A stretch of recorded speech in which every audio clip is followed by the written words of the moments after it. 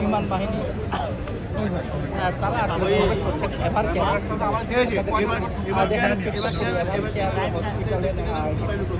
এবার বিমান বাহিনীর যে মহল সেই মহলটি আসলে প্রবেশ করছেন।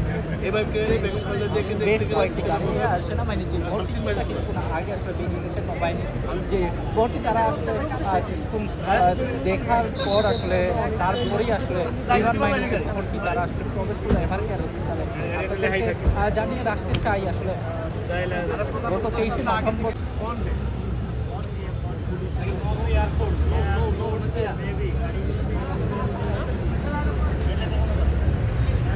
ঠিক আছে ভাই করতে গিয়ে আমাকে ইয়ে করবো আর কোনো লাভ নাই দেখতেছি লাইট জ্বালেন